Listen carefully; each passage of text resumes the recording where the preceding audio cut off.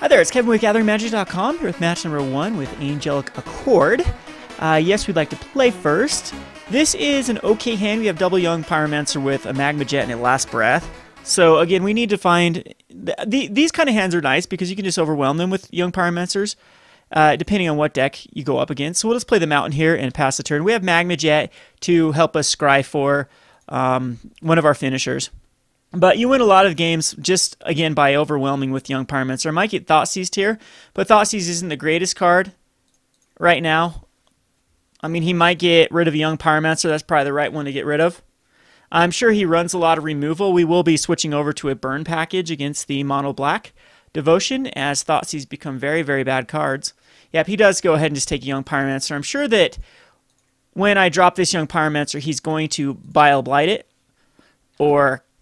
maybe he will throw... No, he won't throw a pack art because he knows I have a Last Breath, so I'm sure it will get Bile Blighted or Abrupt Decayed here. And this could actually be the Eidolon deck. Yep, it's going to be good Abrupt Decayed. So we do need a little bit of help here to find some cards. Drawing into 2 lands does not help our cause. But I will use this Magma Jet on either... I mean, I hope a Corsair or Crewfix doesn't come out. Or like an Ooze would be... a little bit of an issue. Whoa, okay, so it's going to be a Jund list. See what he puts out. I mean, anything he puts out for 2 mana, I'm going to Magma Jet it or Last Breath it. But I think at this point, what we do need to do is we do need to Magma Jet him. And put the Angelic Accord. Both those are fine on top. But, so we want this one on top. We want the Sunhome Guildmage first, though. So we'll draw into the Sunhome Guildmage. Play the Sunhome Guildmage. This is something, again, he has to answer. If he's got another Abrupt Decay, he's got it.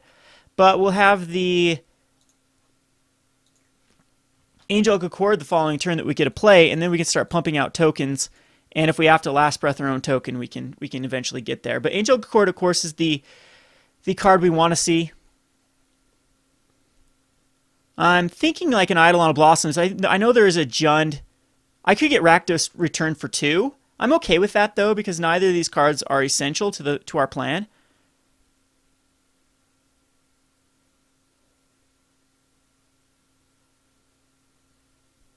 And yeah, okay, that's fine. Again, we're out of cards, but we do have a Sunhome Guildmage that can start producing tokens, and it takes his turn.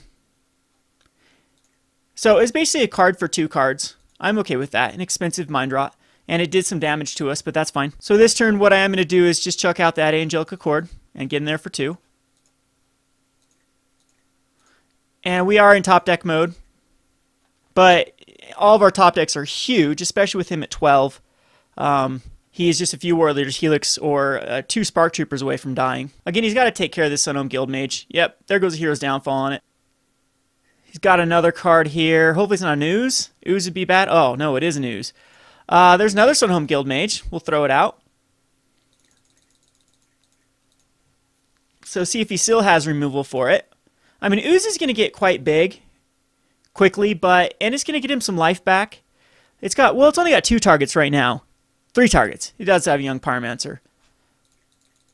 And I wonder if he attacks in here. I think he needs to go on the defensive. But I mean, a Desecration Demon could come out here. Or like an Underworld Cerberus, or just going to be a Corsair Crewfix. Chandra's on the top.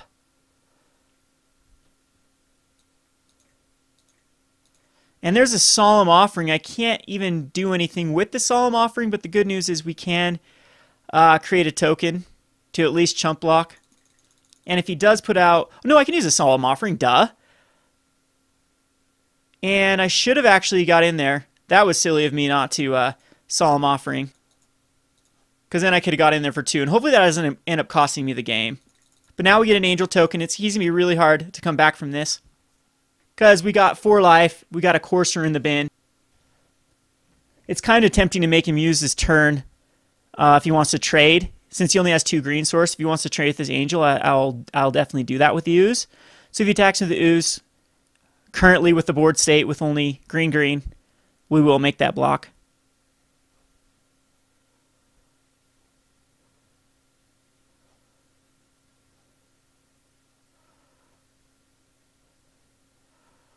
Underworld Connections, all right. He's going to draw a card. See if he got a source to actually put down here. He does not.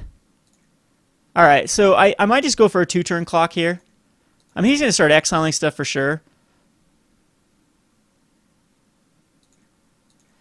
Actually, I'm going to attack him with both. He can only exile one. I think getting rid of the ooze is actually very good. I don't know if we need a Sunhome at this point, because we can give him +1/+0.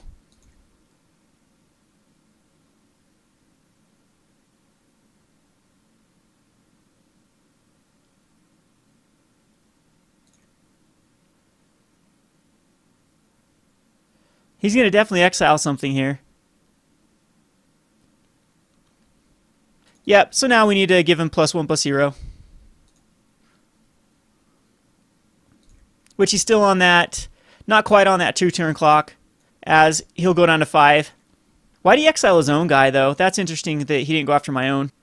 And I will play this land in case we do draw into something eventually that takes 4 mana and 2 mana or something like that. So don't want to get stuck on having 2 lands in my hand.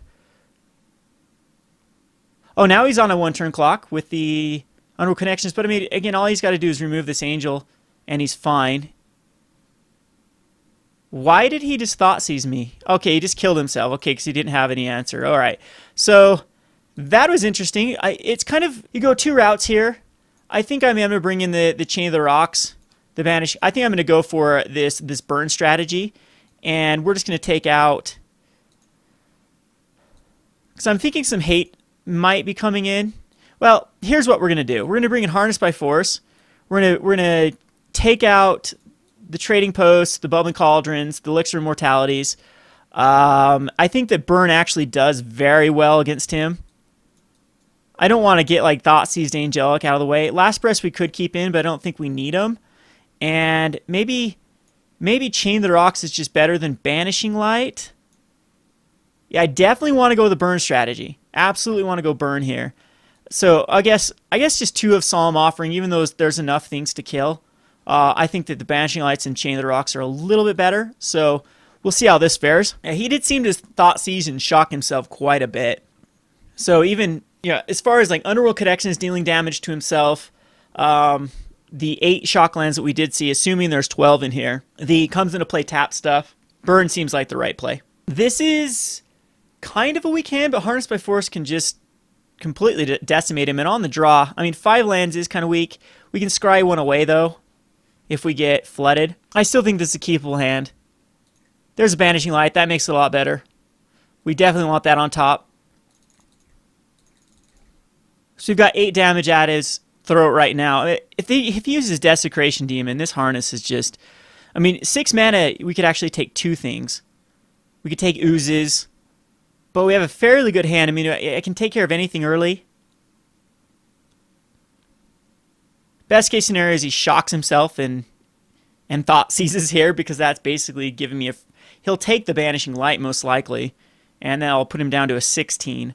And then with double Boros Charm, he's down to an 8. And then I can kill him with his own guys with Harness by Force late game. So we'll see what ends up happening. I'm thinking Plukranos is in here as well.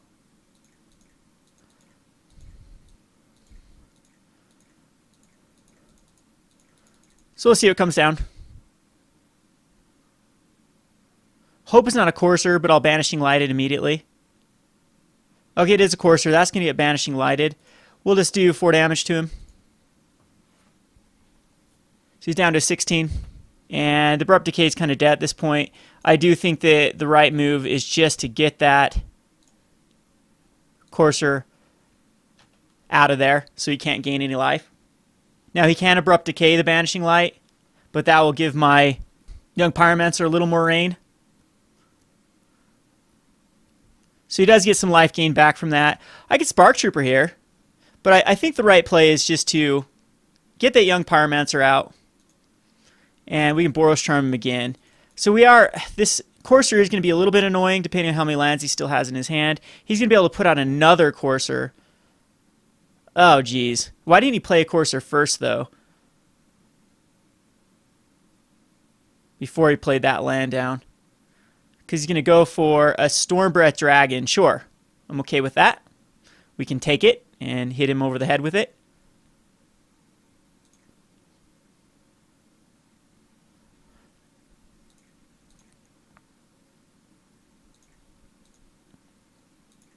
And if he wants to race, he's in very bad position to race. Although with double Courser, all the lands definitely will be good. So again, I'm going to... Geez, I could Boros Charm that Spark Trooper, though. It's still ways off. I'd rather just do... Oh, maybe I want to do that. I don't know. That's one more land is all I need. Now, I'm just going to Boros Charm him. This way we get out a 1/1.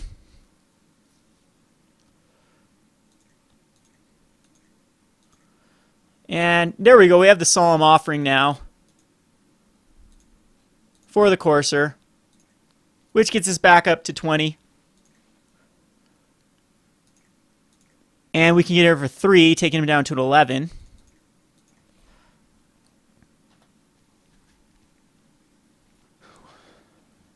Which now puts him in a pretty difficult position, how he wants to deal with. So you can put an ooze out as well. But if we draw into a land, we can take his ooze, or take his Courser and his Storm Breath and attack in. And Warleader Helix, that's interesting. I think do I want to Helix off the Courser?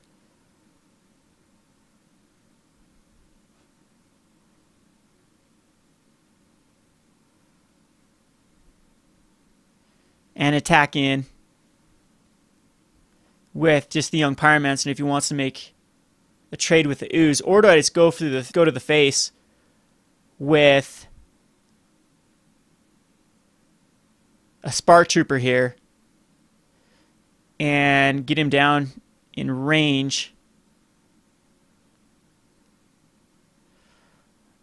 I think the right play is actually to take care of his life gain.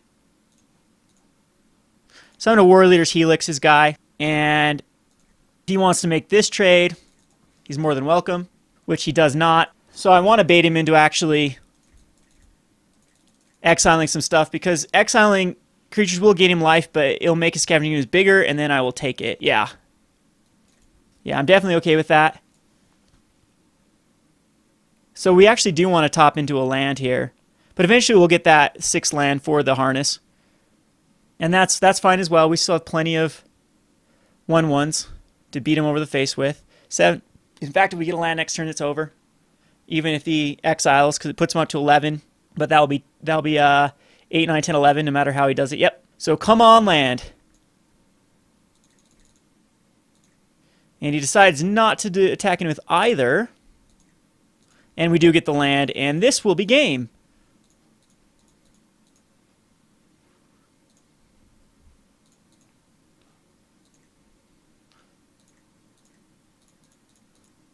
As Harnessed by Force is just an amazing card against like monster type decks.